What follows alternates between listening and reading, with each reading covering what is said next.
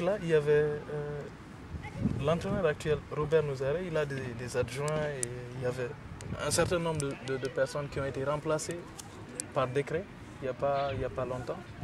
Et, donc actuellement, on a l'impression qu'on a lâché son équipe pour reprendre des entraîneurs guinéens et des assistants guinéens. Qu'est-ce que ça change au sein de l'équipe?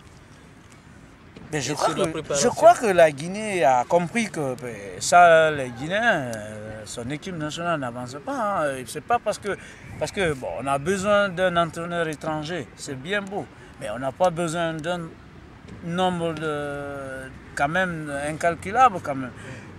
On a besoin de 2, 3, mais ça, c'est pas, il ne faut pas exagérer quand même.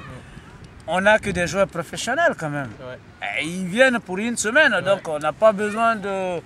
On ne fait pas un stage quand même. Ouais. Donc quand même, il faut raisonner. C'est bien beau d'avoir un entraîneur étranger, mais il faut qu'il amène des locaux pour les former. Et, par exemple, ceux qui ont déjà vécu du haut niveau, moi je peux m'occuper de l'équipe nationale, hein. Ouais. C'est pas interdit. Mais le problème... Je suis guinéen. Les Guinéens, quand tu es guinéen, même si tu fais je ne sais pas quoi, ils ne vont jamais te donner ta chance. Il faut que... Vous avez cette ambition-là? Hein? Vous avez cette ambition? Moi? Oui. Moi, ils me donnent cette équipe-là, mais moi, je m'en occupe facilement. Hein. Moi, je ne vais pas me défier ou dire que... Non. Moi, je suis capable de m'occuper de cette équipe.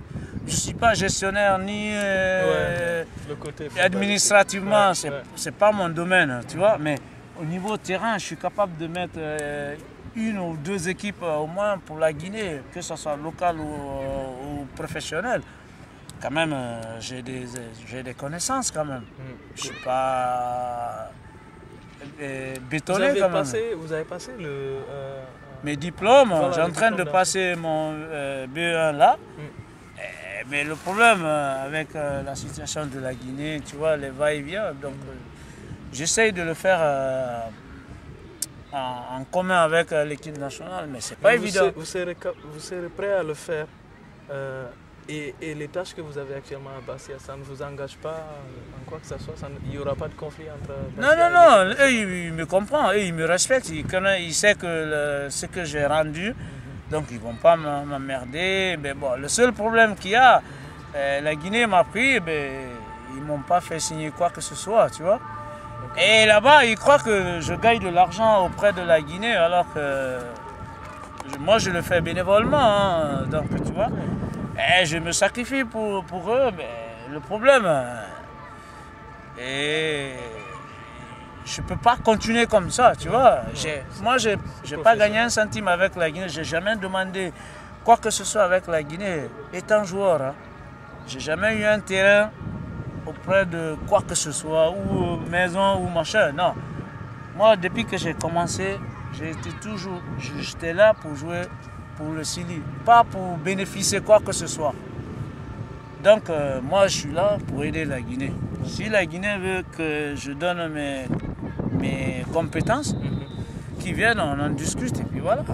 Comme je dois aller, je vais essayer de voir toute l'autorité, au moins pour discuter, pour savoir qu'est-ce que ça vaut, si je suis capable de les aider. Bon, j'ai amené autant de joueurs à Bastia, ils sont en équipe de France, il y en a sur 10, il y en a 5 qui sont en équipe de France des espoirs. Ça veut dire que je ne me suis pas trompé, hein, je ne suis pas si bête que ça. Hein. Donc si j'arrive à faire ça, si la Guinée n'en profite pas, le reste, moi je suis là. Hein. Ils ont nommé votre ancien coéquipier Titi Camara comme directeur technique national. C'est un poste qui n'existait pas. Qu'est-ce que ça change au terme de la gestion du Sili national? Il n'y a pas trop de confusion là, à ce niveau?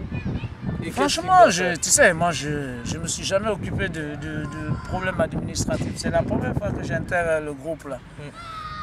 Tu vois, directeur technique, moi en tant que ancien joueur professionnel, je connais les méthodes de directeur sportif européen, hein, pas africain. Hein, voilà.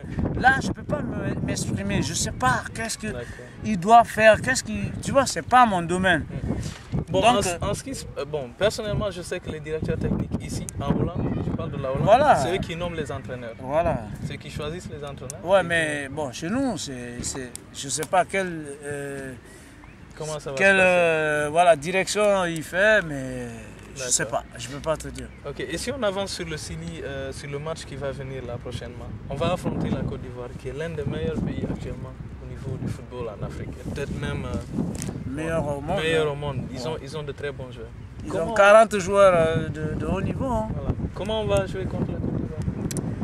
Mais c'est simple, il faut se mouiller, il faut se donner à fond. C'est le seul problème parce que si tu prends les joueurs individuellement, on ne peut pas rivaliser.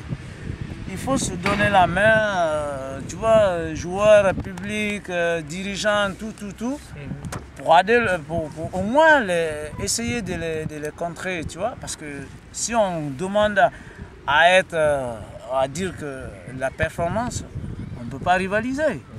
Donc le seul problème qu'il y a, il faut que les joueurs ils comprennent qu'on a un match difficile.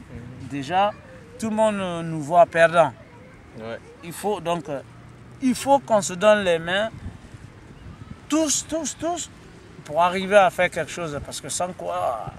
Techniquement, comment va on peut pas- contrer l'attaque Ivoiriens?